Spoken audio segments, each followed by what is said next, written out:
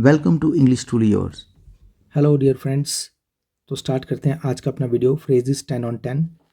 इस वीडियो में आप इंग्लिश के 10 नए फ्रेजेस सीखेंगे जो आपकी इंग्लिश को इम्प्रूव करने में ज़रूर हेल्प करेंगे। तो शुरू करते हैं। पहला फ्रेज़ है आज का, ins and outs. Ins and outs का मतलब होता है किसी भी फील्ड की कंप्लीट डिटेल पता कर लेना, जान लेना। To know the complete details of anything. संपूर्ण जानकारी या ज्ञान होना हिंदी में हम कहते हैं, लेकिन सेंटेंस में यूज़ करने से हमें ज़्यादा अच्छे से पता लगता है। It takes time to learn the ins and outs of any field. The ins and outs का मतलब अंदर और बाहर की पूरी जानकारी होना, कंप्लीट जानकारी मतलब होना किसी फील्ड की। इसके लिए टाइम लगता है, takes time. Slowly you will learn the ins and outs of the business. तुम बिजनेस के ins and outs complete detail सीख जाओगे स्लोली स्लोली, धीरे धीरे। नेक्स्ट हमारा फ्रेज है एट एनी कॉस्ट, किसी भी कीमत पर। व्हाट्सोएवर, इंग्लिश में कहेंगे व्हाट्सोएवर और हिंदी में कहेंगे किसी भी कीमत पर। सेंटेंस बनाकर देखें। We have to reach there at any cost. हमें वहाँ पर पहुँचना होगा किसी भी कीमत पर, चाहे शॉर्टकट जाएं, चाहे बस से जाएं, चाहे किसी भी तरह से जाएं, हमें वहाँ पे पहुँचना होगा। The police has to stop him from escaping at any cost. Police को उसे भागने से, बचकर निकल जाने से रोकना होगा किसी भी कीमत पर, किसी भी कीमत पर, एट एनी कॉस्ट। नेक्स्ट हमारा फ्रेज है contrary to the rules, means against the established rules. नियम के खिलाफ होना हिंदी में कहेंगे और इंग्लिश में सेंटेंसेस बनाकर देखेंगे। Coming without uniform is contrary to the rules of the school. School के रूल्स के बिल्कुल कंट्रेरी है। कंट्रेरी मतलब अगेंस्ट है, उल्टा है स्कूल के रूल्स के, अगर कोई विदाउट यूनिफॉर्म स्कूल में आता है तो। This is just contrary to the rules of the school. Next है forcing the staff to stay for long extra hours daily is just contrary to the rules. बिल्कुल rules के contrary है, खिलाफ है, अगर कोई ऑफिसर स्टाफ को लंबे लंबे समय के लिए एक्स्ट्रा टाइम रोक कर रखता है रोज़। अगर मान लो 5 बजे छुट्टी होती है तो 6 7 बजे तक अगर रोक के रख रहे हैं तो ये कंट्रेरी टू द रूल्स है, रूल्स के अगेंस्ट है। आप इसे यूज़ कर सकते हैं सिचुएशन में। नेक्स्ट है आउट ऑफ द क्वेश्चन, सवाल ही पैदा नहीं होता, जैसे हम कहते हैं टू बी नॉट पॉसिबल, जो हो ही नहीं सकता। His passing the exam is out of the question. वो पेपर को पास कर रही है, आउट ऑफ द क्वेश्चन, ऐसा हो ही नहीं सकता। He has not studied even a single day, एक दिन भी उसने पढ़ाई नहीं की हुई है, तो कैसे पास हो जाएगा? This is out of the question. His selection is out of the question, he has not even applied for the post. अगर मान लो कोई बात कर रहा है कि अरे वो सिलेक्ट हो जाएगा, उस पोस्ट पर रखता है, तो आप कहेंगे कि उसने तो he has not even applied for the post, उसने तो अप्लाई भी नहीं किया है। His selection is out of the question, selection कहाँ से हो जाएगी? आउट ऑफ द क्वेश्चन है, हो ही नहीं सकती, कैसे हो जाएगी? नेक्स्ट फ्रेज है हमारा गॉड विलिंग। गॉड विलिंग का मतलब अगर भगवान ने चाहा तो, इफ़ गॉड अलाउज। ये किसी विश को एक्सप्रेस करने का है कि विश ट्रू हो जाए, भगवान उसे पूरा कर दें। अगर भगवान ने चाहा तो, God willing it will rain today. अगर भगवान ने चाहा तो आज बरसात होगी।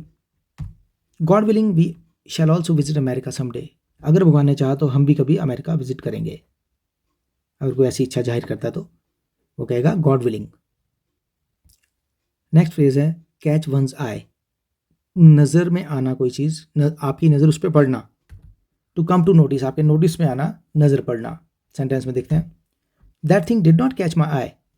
अरे ये चीज़ तो मेरी नज़र में आई नहीं, मेरी तो उस पर नज़र ही नहीं पड़ी इस बात पे। The poor little beggar caught everybody's eye. छोटा सा गरीब भिखारी बच्चा जो भीख मांग रहा था, उस पर सबकी नज़र पड़ी, सब ने उसकी तरफ देखा, सबकी उस पर नज़र पड़ी। इट कॉट एवरीबडीज आई, सबका ध्यान उस पर पड़ा, सभी ने उसे नोटिस किया। नेक्स्ट फ्रेज है टू डू वेल, अच्छे से आपका काम चलना। टू बी गुड गोइंग, अच्छे से काम करना या काम चलना। तो हिंदी में समझने के बाद इंग्लिश में सेंटेंस देखते हैं। His shop is doing well. अगर हम कहते हैं उसकी शॉप अच्छी चल रही है, तो रनिंग वेल की बजाय डूइंग वेल बेटर फ्रेज है हमारे पास। His shop is doing well. Your child is not doing well in mathematics. आपका बच्चा मैथमेटिक्स में अच्छा नहीं चल रहा है, इज़ नॉट डूइंग वेल। तो अच्छा चलने के लिए या ना चलने के लिए नॉट डूइंग वेल हम इस तरह से इस्तेमाल कर सकते हैं। नेक्स्ट हमारा फ्रेज है डाउन एंड आउट, थका हारा होना। To be tired and lost, to have no luck, no money, no hope. थका हारा होना, हताश होना, निराश होना, दोनों इसमें कह सकते हैं हम। Pray to God when you are down and out, pray to God when you feel down and out, जब आप डाउन एंड आउट फील करते हैं या हो जाते हैं तो तुम्हें भगवान से प्रार्थना करनी चाहिए। True friends come to your help when you are down and out, जब आप कभी डाउन एंड आउट होते हैं तो आपके ट्रू फ्रेंड्स हैं जो वही आपकी हेल्प करने के लिए हमेशा आते हैं। नेक्स्ट फ्रेज है एवरी नाउ, अक्सर, एवरी अदर डे, एक दो दिन छोड़कर फिर से, एक दिन छोड़ के फिर से, 2-4 दिन के बाद फिर से, एवरी नाउ एंड देन हम यूज़ कर सकते हैं। He visits us every now and then, वो हमारे घर आता ही रहता है थोड़े थोड़े दिन छोड़कर, मतलब लगातार हर रोज़ नहीं, कुछ दिन बीच में छोड़कर आता रहता है, लेकिन ऐसा नहीं है कि बिल्कुल नहीं आता, कभी कभी आता ही रहता है बीच बीच में। He is very rich, he is very rich, he keeps throwing parties every now and then, वो बहुत रिच है, वो तो पार्टियां करता ही रहता है, पार्टियां करता रहता है, थ्रो पार्टी हम कहते हैं इंग्लिश में, एवरी नाउ एंड देन, अक्सर वो पार्टियां करता ही रहता है, वो काफ़ी रिच है। नेक्स्ट है to cut a sorry figure, मतलब शर्मिंदा होना, एम्बेरस होना। To have to feel ashamed before others, दूसरों के सामने शर्म का सामना करना पड़ना, शर्मिंदा होना।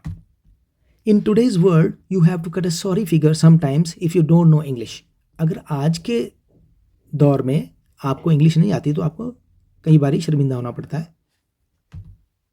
The principal forgot his speech on the stage, principal साहब स्टेज पर अपनी स्पीच भूल गए, and had to cut a sorry figure, और इसलिए उन्हें सबके सामने शर्मिंदा होना पड़ा। He had to cut a sorry figure on stage. तो दोस्तों ये थे आज के हमारे फ्रेजेस 10 on 10। आई होप आपको अच्छे लगे होंगे और समझ में भी आए होंगे, और बेटर प्रैक्टिस के लिए आप इन्हें नोट करके ले जाएं, अगर कहीं आप ऑफिस जाते हैं, स्कूल जाते हैं, जहाँ भी नोट करके रखें और उनको यूज़ में लाने की कोशिश करें सिचुएशन देखकर। Thanks for watching and don't forget to subscribe to my channel.